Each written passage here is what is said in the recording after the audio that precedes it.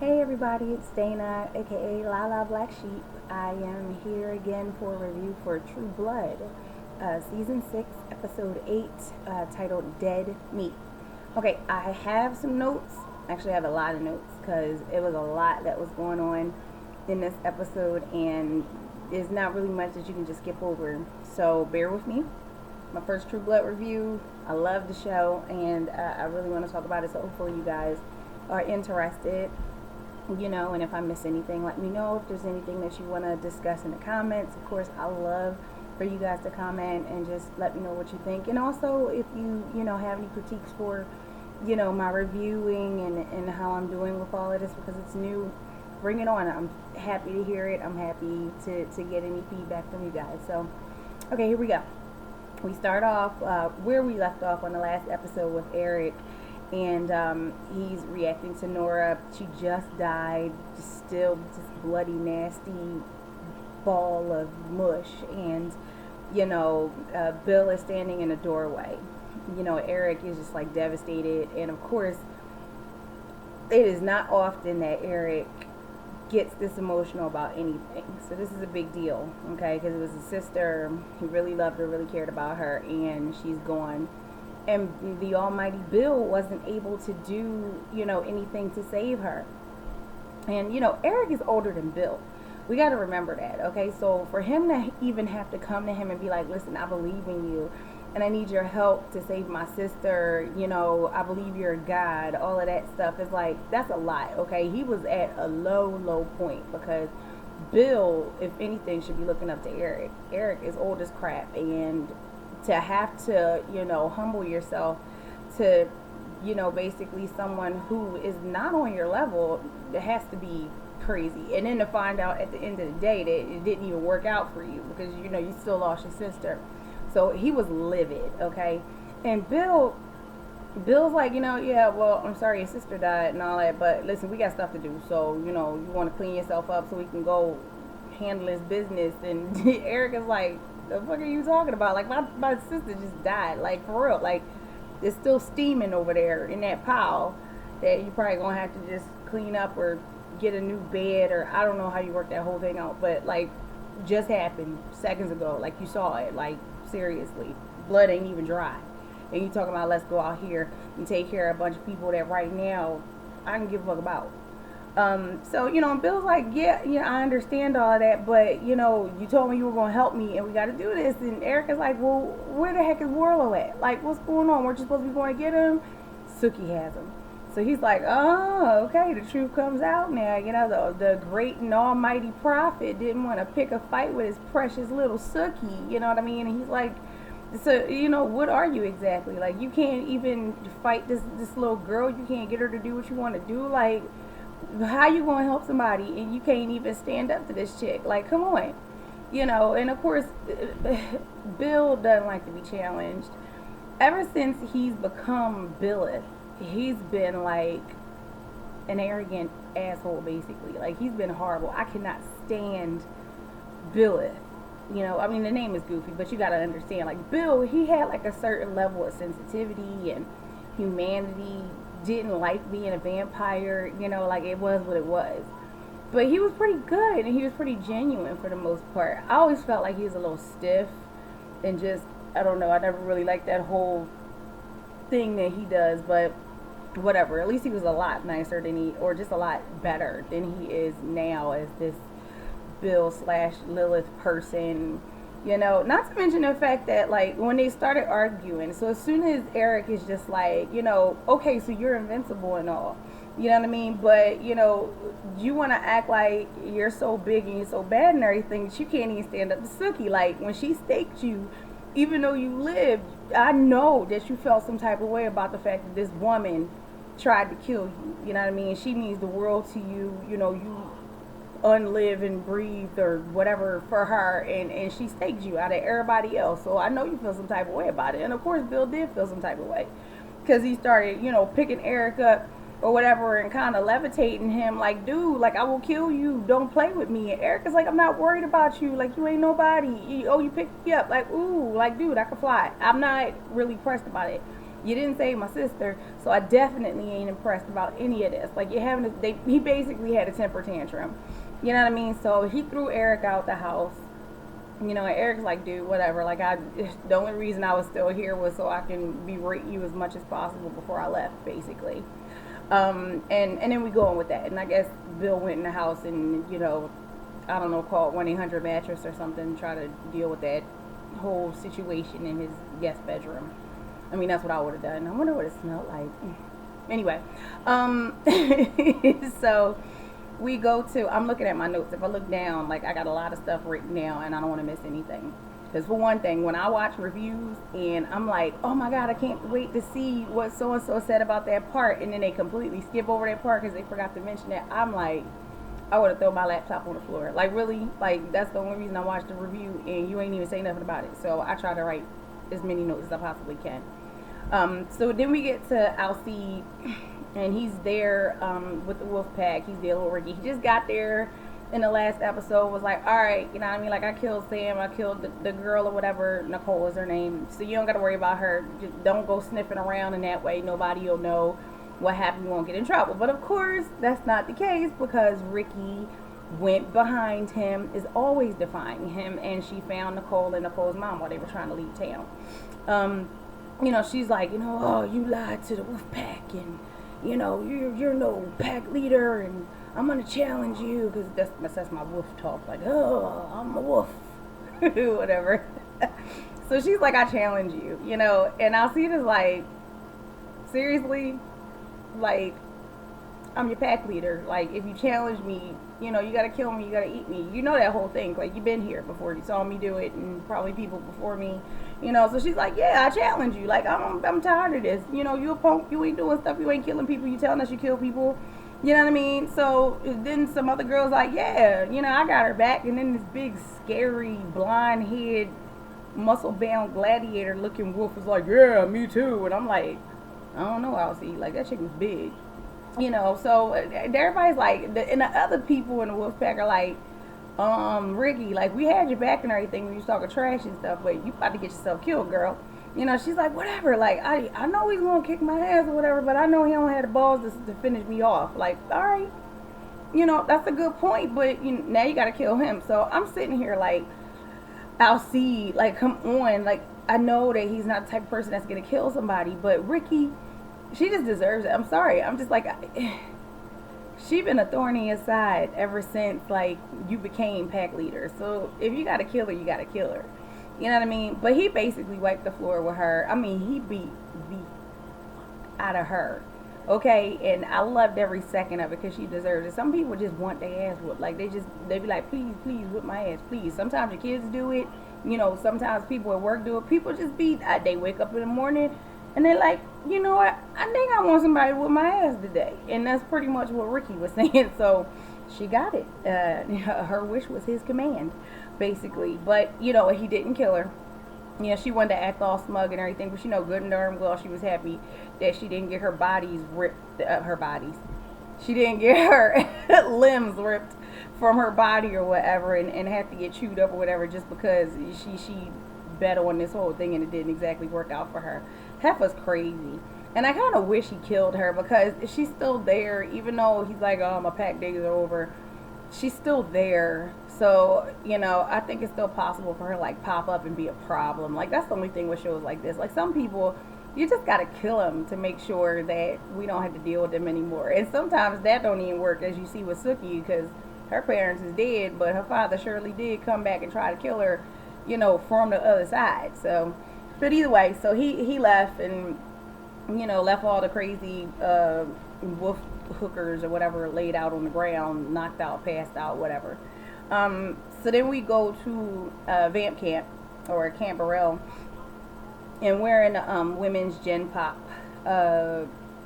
you know, area with Violet and Jason. Like, Violet is sitting and she's talking to Jason because if you remember last episode, after Governor Burrell was killed, Sarah was like, you know, Jason, like, you don't have any leverage, like, the governor's dead, so you can't really blackmail me. And they took a knife and kind of dug out the little access chip that they had in his wrist and they threw him in the Gen Pop so that the women can kind of like eat him up and kill him or whatever. I don't know what Sarah had in mind, but it wasn't going to be pretty. Willa is like talking to Tara, and she's like I gotta go, I gotta get him, like I gotta save him. And Tara's like, you need to chill out, like you just got here, okay? You're a newborn, you don't know what you're doing. That chick is old as hell, and you know it's not gonna be good for you. So you need to just calm your nerves, okay? And we're gonna stand over here. We're gonna try to figure something out, okay?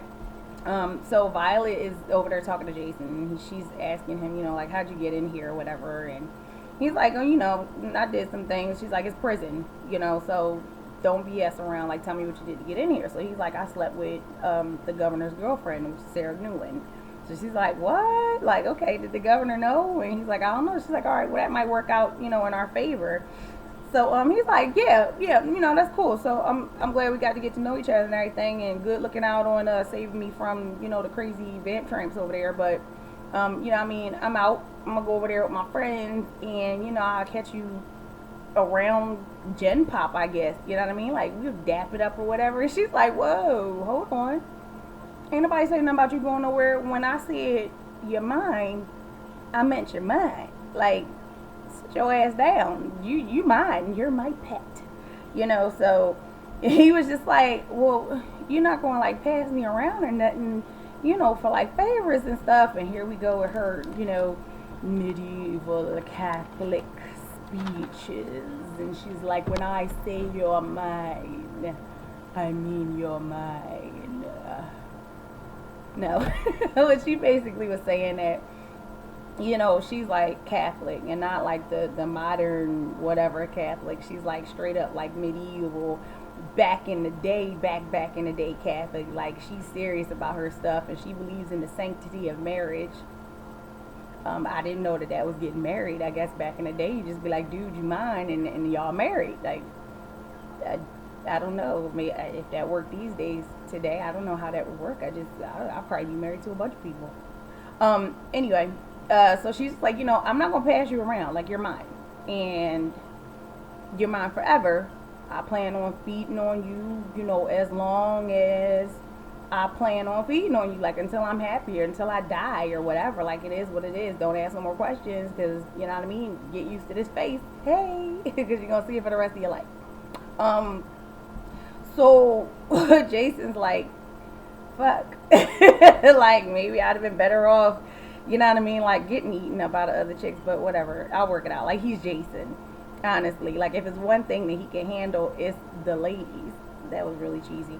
But no, Jason has always had like some really crazy relationships, and he is always winding up with the dippiest, looniest broad, you know, within a 10-mile radius. That's just how it works for Jason. So, all right for him. So then we go on to Sookie. She's going back to Fairyland to check on Warlow. Of course, he's tied up to this darn headstone, and I'm just like, I don't know. He's always tied up to this headstone, and I understand that he needs to be stopped from killing people and all that other stuff, but I don't know. My hands are probably dead by now, just falling asleep or something. I can't have a whole lot of blood flow to be doing this all the time. Anyway, whatever. That's neither here nor there. So she comes back, and he's like, I'm hungry, and she feeds him, and she's kind of talking to him like, yeah, well, you know, while I was out, I saw Bill, you know, walking around in the daytime. Like, you know anything about that? And he's like, okay, so he obviously drank my blood. And she's like, yeah, well, that's crazy, but he was talking to me about, you know, my friends, they're stuck in this camp, and they're all gonna, you know, we need you to help, you know, save them or whatever. And he's like, well, why the hell would I help Bill? Like, I don't get down with him. Like, that's why I'm here right now, remember? You know, and she's like, well, it's not really for him, it's for me. I need you to help me because they're my friends, and da-da-da. And he's like, all right, look, you know what I mean, like, I'll do it, but I done already told you, like, I want you, and you want me to help you, then this is what we gonna have to do. You know what I mean? Like, you gonna have to be mine. You gotta be my girl, my wife, my lady love, my vampire, fairy, princess, bride, you know, whatever, to walk the earth forever and ever until the end of time or whatever. And she's just like, is that an ultimatum? Yeah. But he's like, no, it's a proposal. And you're like, Suki, I've loved you. I've loved you for 6,000 years. And now that I've had your Suki Kudikat, I can't possibly wait another moment. I'd die just thinking about it or whatever. Which is why you don't give it up so fast. Calm down, because sometimes guys just get crazy. You got to make them wait. Suki, always opening up that hot pocket for somebody. Calm your nerves, girl. Anyway, so she's like, yeah, I'm gonna have to think about that because I want to save my friends, but I don't know if I really want to be a fairy vampire for the rest of my life/afterlife, which means an eternity. And although you're cute, I'm not really sure that I want to wake up to your face every single morning for the rest of time. So I'm going to get back to you. Okay? You sit right there, tied up to your little headstone. All right, and I'm going to run to the store. I'll be right back. Okay? Okay. Just stay right there. You good? I'm out. Okay. So she's like walking. She leaves the little fairy, world, place, fairyland, or whatever you want to call it. And, she's just like, what is it with men? Like, I just, why can't anybody ask me out on a date? Like, you want to stay with me forever? Like, what is going on? And I understand, though. Sometimes you just want somebody to take you out for dinner or go bowling or something like that. It don't always have to be a commitment just because, we got together and we're having a conversation and I'm laughing at your jokes. Okay? Like, there's a process, people. A process. Anyway. I digress. So when she leaves Fairyland, Eric is kind of lurking behind the trees, like, who's she talking to? Where's she coming from? Must be Warlow, because she just kind of came out of nowhere, you know what I mean? So he waits for her to go by, and he's all like, I don't see anything. I don't feel anything. Where'd you come from? Darn it, I'm not a fairy. Okay, so he realizes this is where Warlow is, and I gotta get to it. We'll get back to that. Okay, so then we get back to Vamp Camp, because we're just kind of bouncing back and forth. In Vamp Camp, out Vamp Camp. I don't know if this is like really weird. My camera's not that great, so it's just kind of, I'm going to give somebody a seizure. I'm sorry. So we're back to Vamp Camp, and we're with Jessica and James. Okay, and they're all laying on the floor after having vampire sex. And, Jessica's like, oh, if I died today, I'd be okay, because that was some good, and I never had some vampire good, so I'm good. And then James like, yeah, not so much. I kind of want to live because I enjoyed it, and I want to keep enjoying it, because that's kind of what you do when you like something. You want more. You don't just want to like die now and then that's it. But I understand where you're coming from.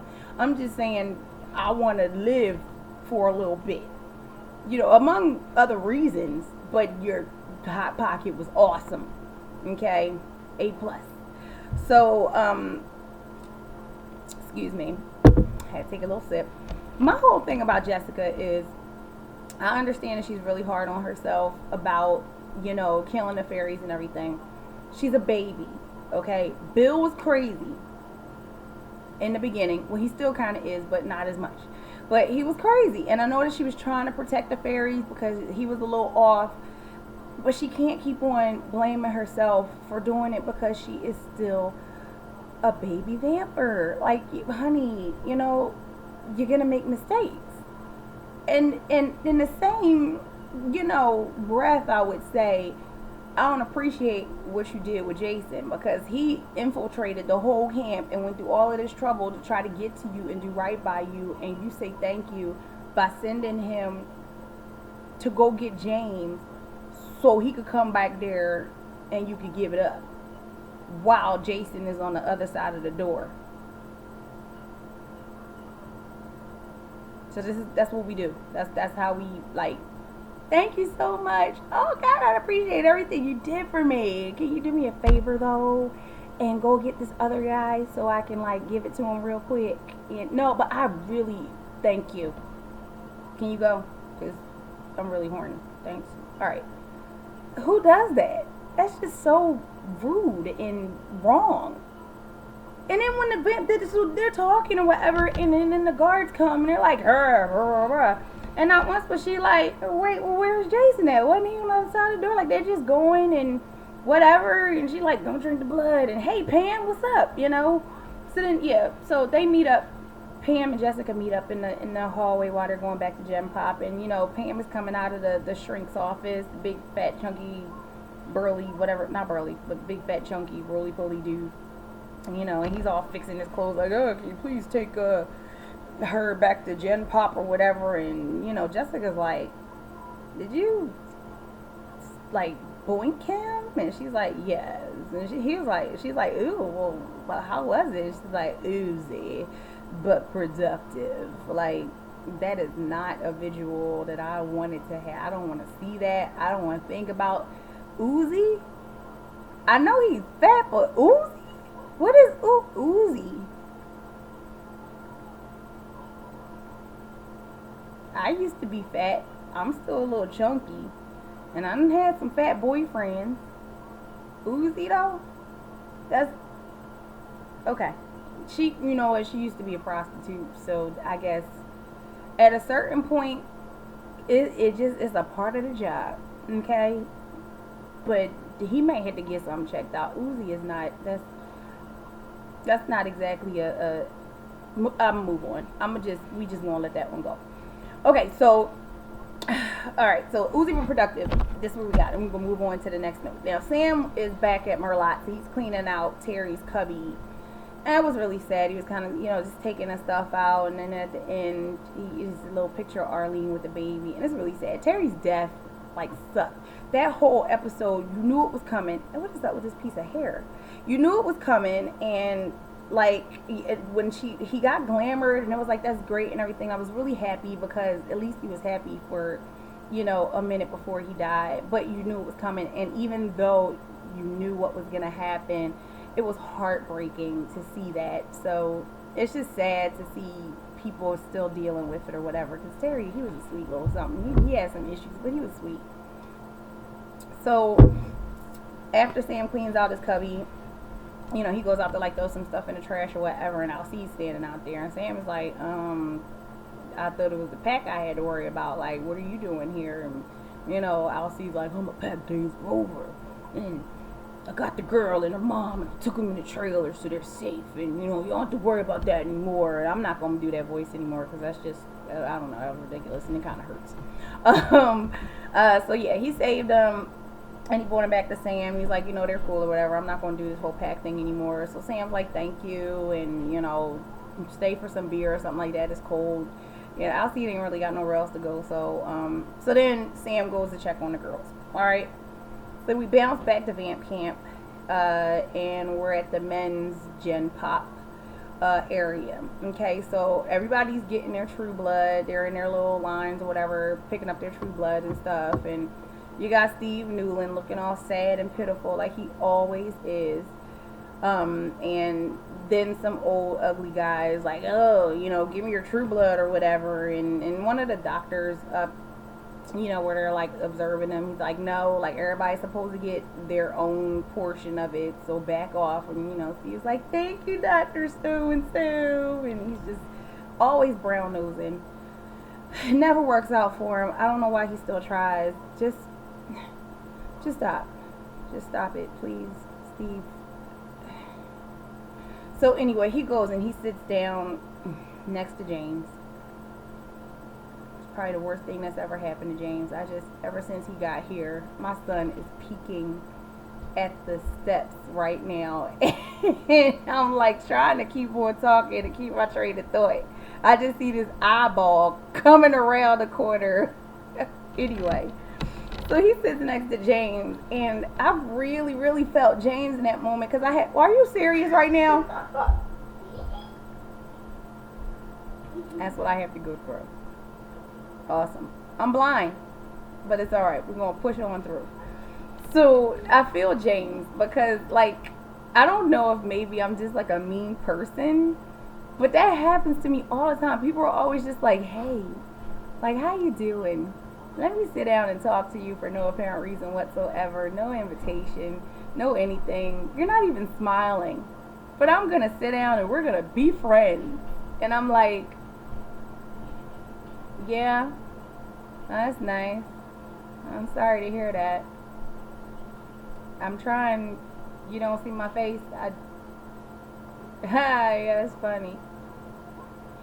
So basically, Steve sits down. He's like, I don't make any friends. And I used to be bullied when I was in school, and I got wedgies and stuff. And James was like, oh, why are you here? Why are you talking to me? That's a shame. Like, yeah, that really sucks. And then, of course, because James is a good guy, which is how he was introduced to us in the first place, Steve goes to take a swig of his True Blood, and James is like, don't drink it.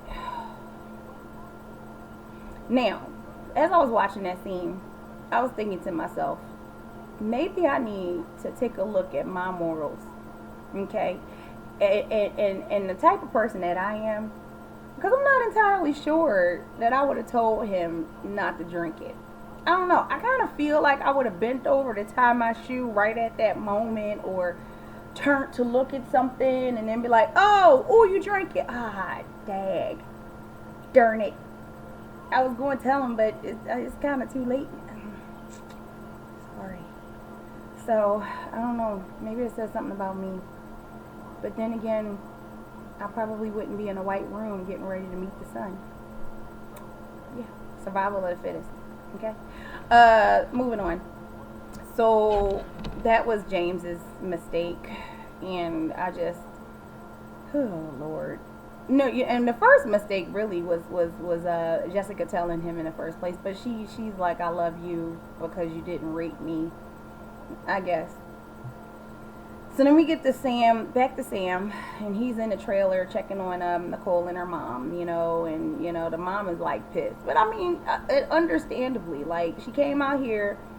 Her daughter was almost killed. She came out here to take her home, and then she almost got killed along with her daughter again. And, he's at the center of all of it. But the truth of the matter is, she need to be mad at her daughter, okay?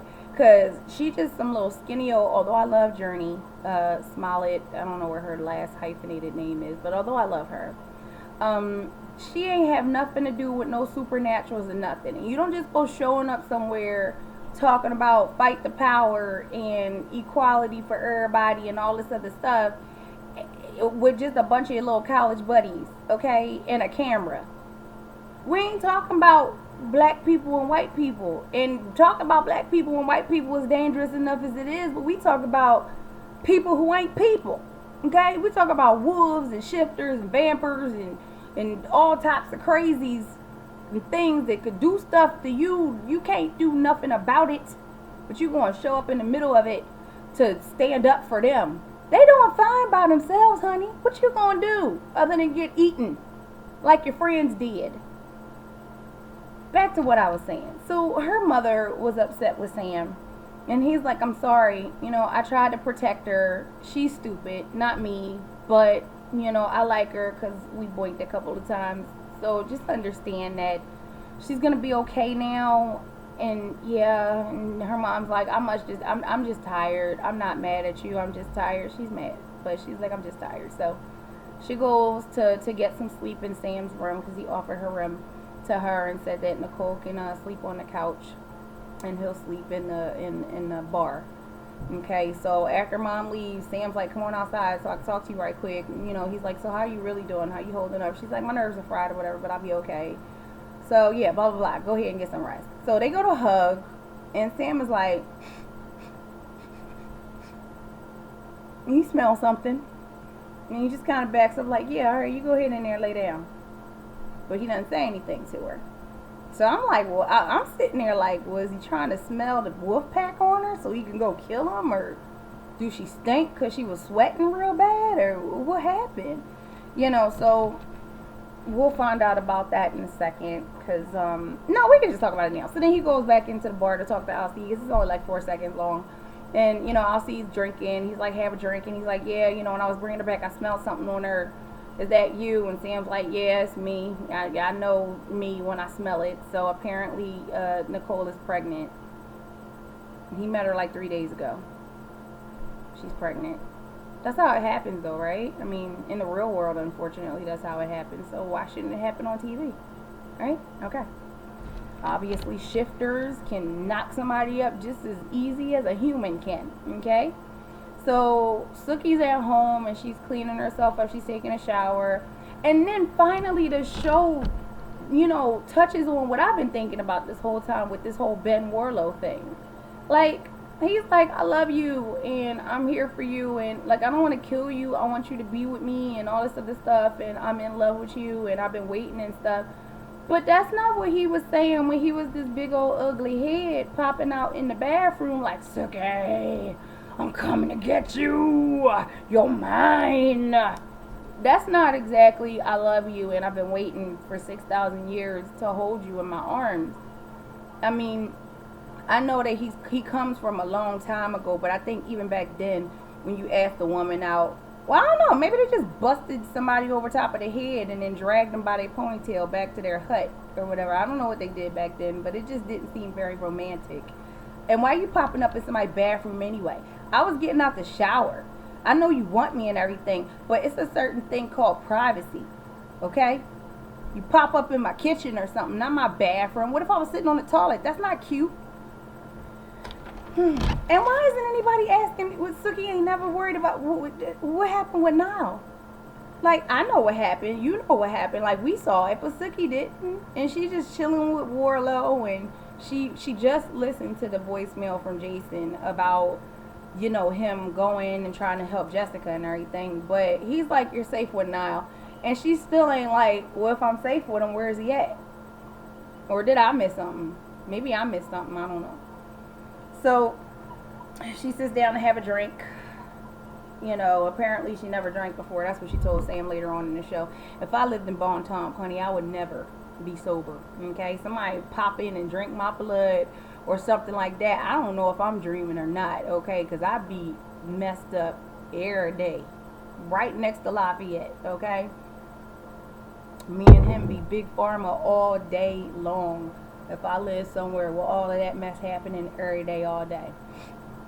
So we get back to Gem Pop at Vamp Camp, the girls, and they're trying to figure out how to help Jason and Violet, but they're afraid of Violet. Obviously, she's like uber old, because even Pam is like, I don't know if I want to talk to her. Like, excuse me, can I talk to you? Okay, never mind. Look, I tried, and I've never seen Pam really back down to anybody. So Violet must be seriously like old, badass, old. So she's in her cell, which is really like one of those little rolling things that they use in the mortuary, which makes sense because they're vampires, but they're in jail. And she's feeding on Jason.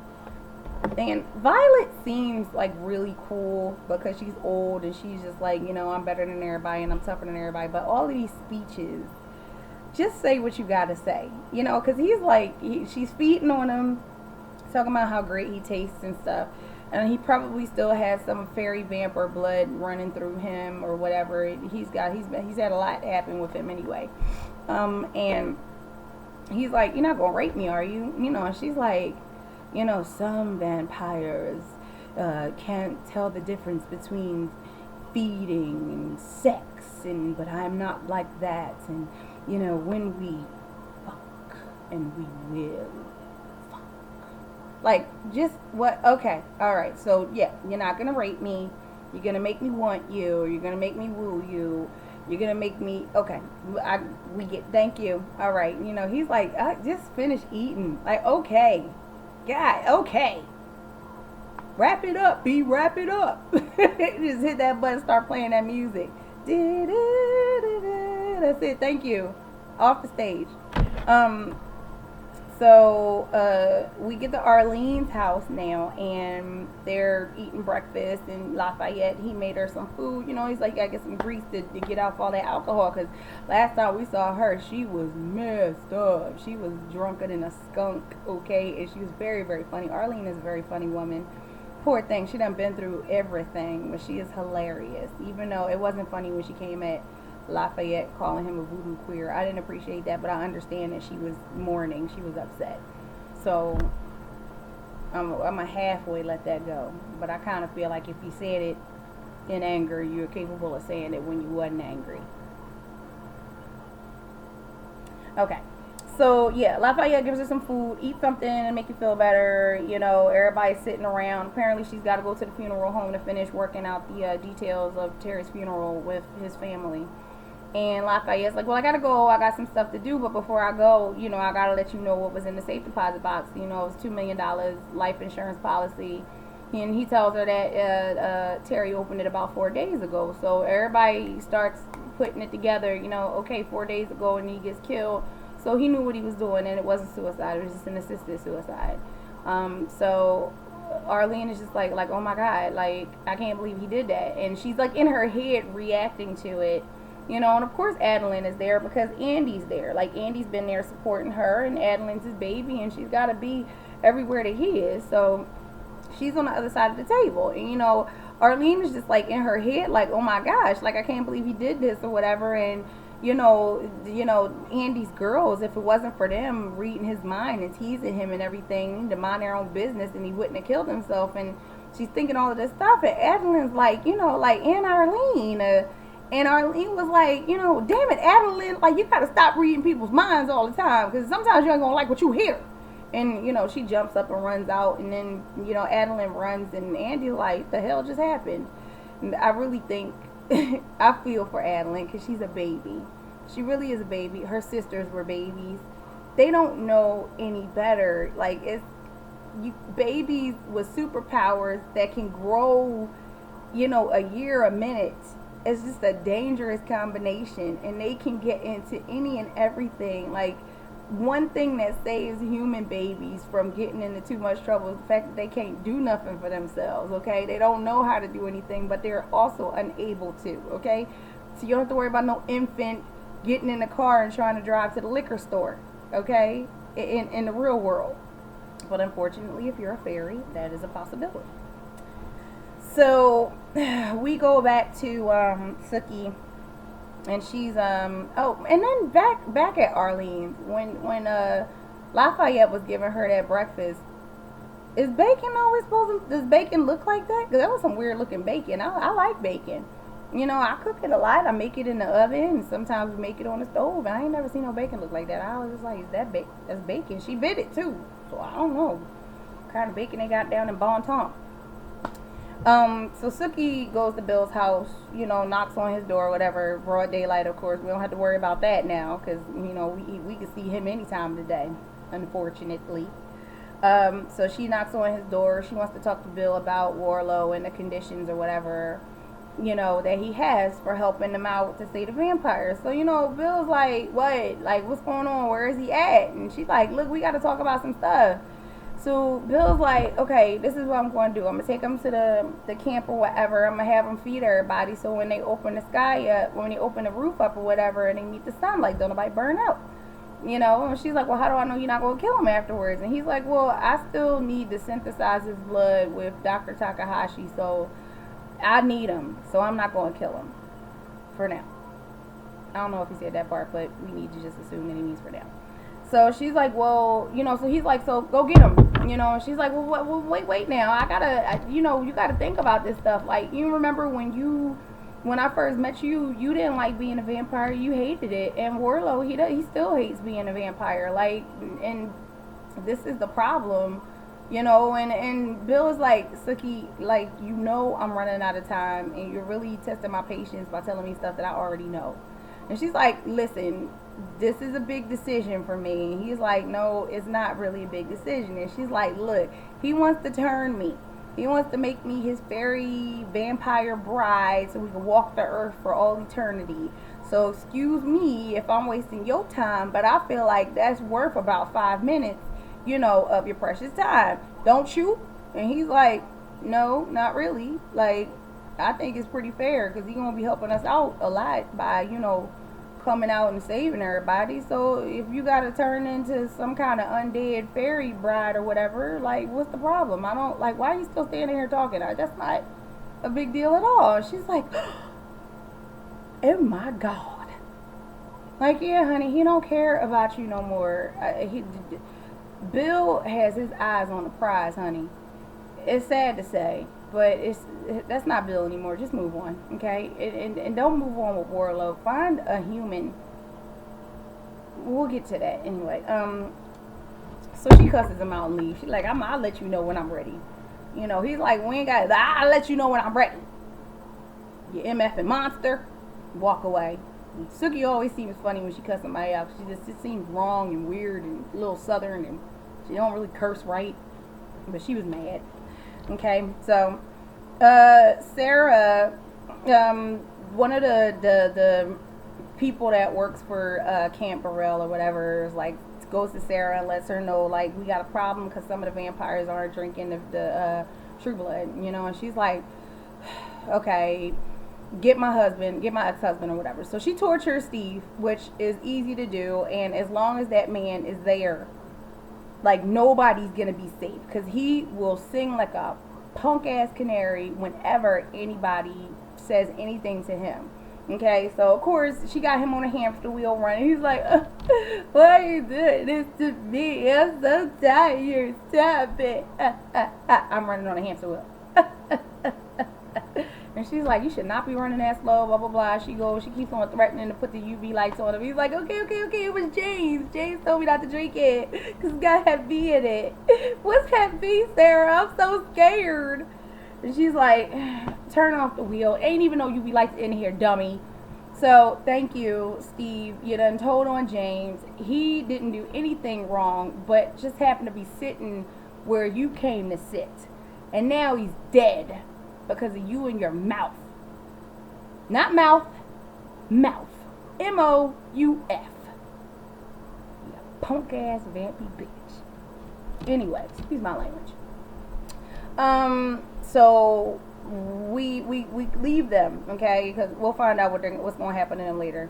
And Adeline is at home, okay? That's the vampire daughter that's still alive. She's at home by herself. Everybody went to go help Arlene with the funeral arrangements and everything, and you know, they just wanted her to kind of sit at home and chill. And the witch, I can't remember her name, the friend, Arlene's friend, who's a witch, her sons came by. They kind of popped up. They was like, hey, we heard you was having a bad day. We got some liquor. Let's go. Let's run out of here and go do something. So she's like, okay. She's still a baby. Remember that, okay? Not very good at making decisions. She's a baby.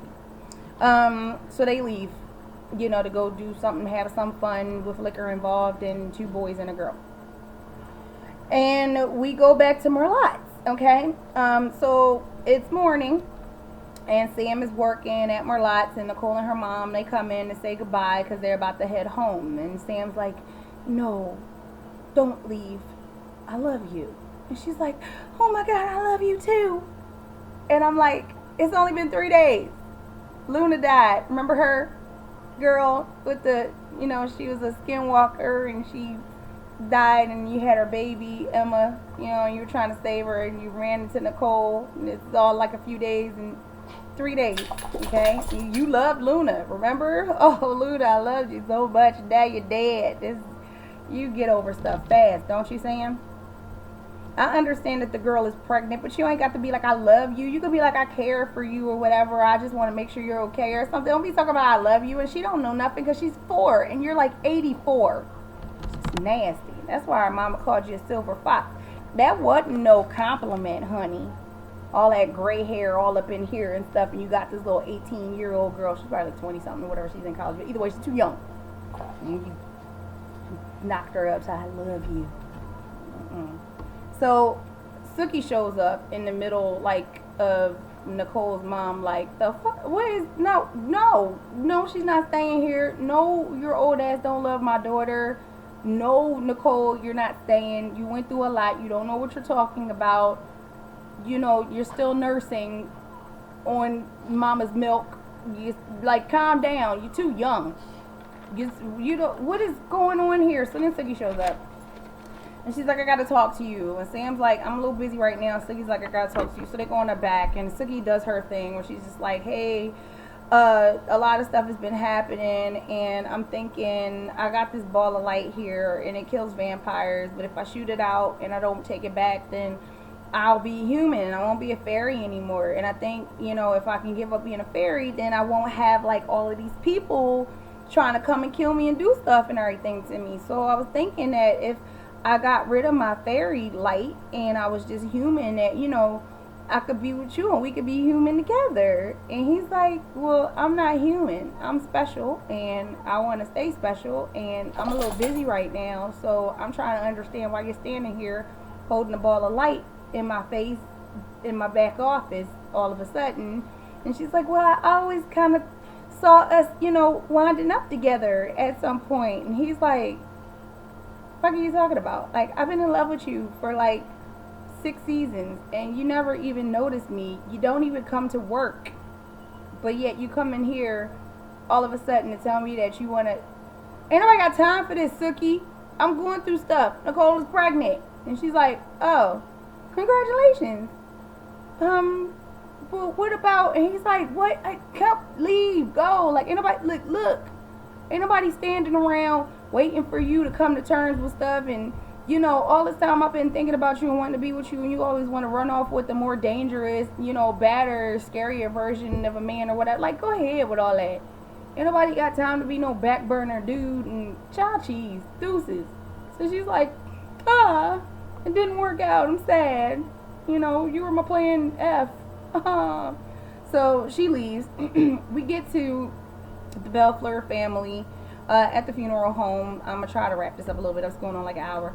At the funeral home. And, Terry's mom is like, I want 21 guns. Not 8, not 15, but, no, not 9, not 15, but 21. And Terry's like, the fuck is wrong with y'all? Like, he died from getting shot by a gun, and you trying to have 21 of them motherfuckers at his funeral? Like, what's wrong with you? You don't care about the Marines. You don't care about none of that stuff. Like, you don't even know the boy, that man, whatever. Like, the only reason he enlisted is because y'all ain't want to pay for him to go to college. Like, are you serious right now? So they pull her out, and she's like, this is ridiculous. Like, what she told them before they left, like, the Terry that you're burying is not the Terry that I knew. You're burying alive. So you need to know that. Like, you didn't know him. He didn't care about the stuff y'all cared about. I know him, and this is just not going to be that way. So they leave. Andy and her friend, which friend, I still got to find out what her name is. They're like, okay, well, what do you want us to do? So she's like, well, first of all, I'm not taking that insurance money, because then I'm going to be a part of the whole lie, too. I'm not doing that.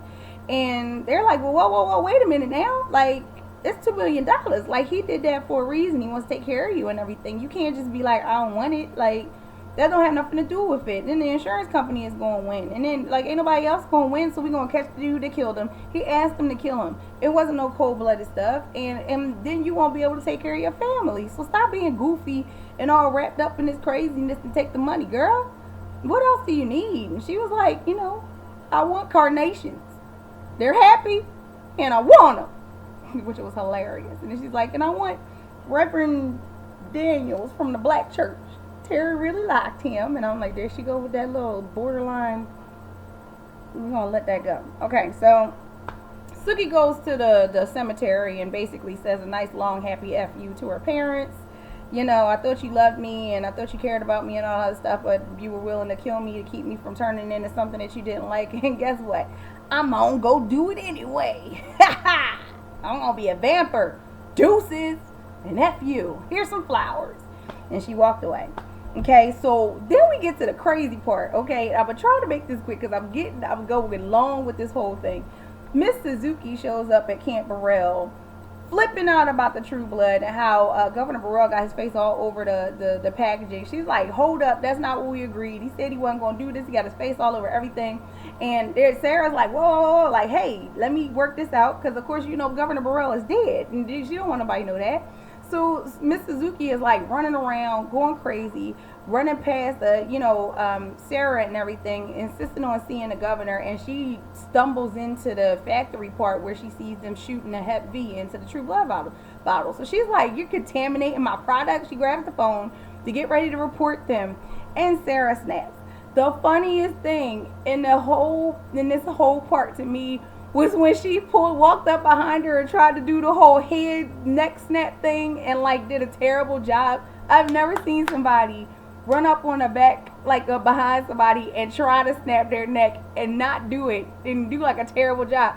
So Miss Suzuki was like, what the heck are you doing? Like, what are you doing? And they start fighting or whatever.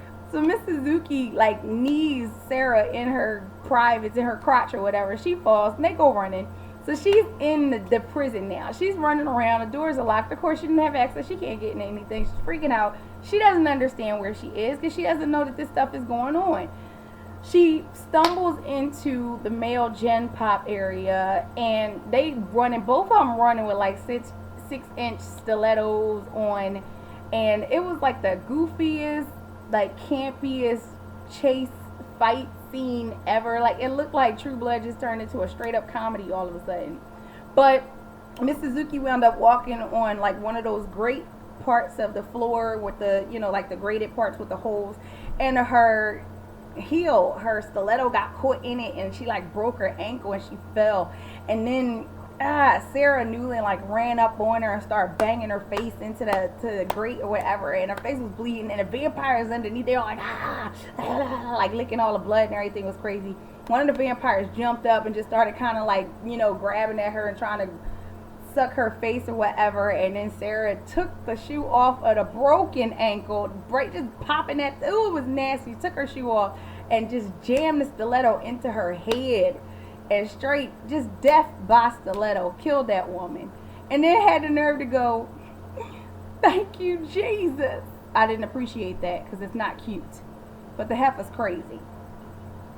Okay, so she straightens herself up and she's just kind of like, and I mean, she feels like the Suzuki woman was gonna get in the way of her, you know, of the big picture and her getting rid of all of these vampires. So she was still able to justify killing a human being in order to get this done. The heifer's crazy, and I would give anything to see this woman, Sarah Newland that is, turned, tortured, given Hep V, and like given the true death 4 times over if possible. Like, I hate her character, and I really want her to have like a really horrible, torturous, oh my gosh, death. But anyway, so Adeline's at the cemetery. No, Suki, she goes and she calls Jason, leaves a message with him like, yeah, I made a decision, some stuff is happening, I can't believe I'm telling you this on a voicemail, but you know, you'll find out, I love you, blah blah blah. Calls Bill, she's like, pick me up in an hour. She goes, puts on a little funeral dress, has her whole little ceremonial, like, I'm getting ready to die or whatever, and, you know, and live forever as a dead person, whatever. And then we go over to Adeline, and Adeline is with the 2 little witch sons, and they're drunk and everything. One of the brothers is passed out, you know. They're in a cemetery. I don't understand how kids always wind up doing weird stuff in cemeteries. That never ever sat right with me. It's just weird. But one of the brothers is like knocked out. He's passed out over, you know, there somewhere. And the other brother who's awake, they're like fooling around. He's fooling around with Adeline or whatever. He gets her shirt off and stuff. They're about to do something. And then Eric shows up. So Adeline's like, you know, Eric shows his fangs. Adeline's like, because she knows like vampires bad. Okay, vampire bad. And the boys are like freaking out. So Eric glamours the boys. Like, you know, you never saw me. You never saw Adeline. You never got her shirt off. I'm sorry I had to take that one from you, but it is what it is. You know, just go ahead home and forget any of this ever happened. And he runs down and gets Adeline, drinks her blood, but doesn't kill her. Eric is not the type of person that would do that. He is focused on something. A lot of people felt like he was going to kill Adeline. Eric is an old vampire. He's got self-control.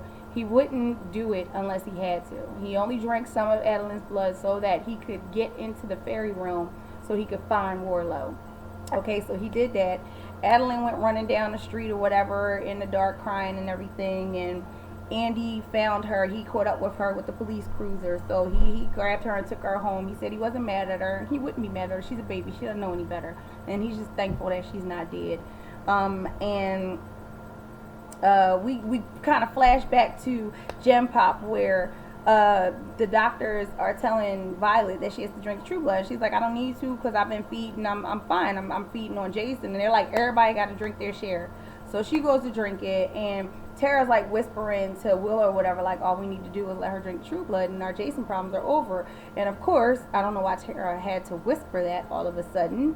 But then Violet's like, what did you say? Like, you talking about Jason? I told you Jason was mine. You shouldn't be saying his name out your mouth. You know, and they kind of get into it. Pam, of course, jumps in Violet's face to protect Tara because that's her baby. And then, you know, Violet's like, well, why are y'all starving?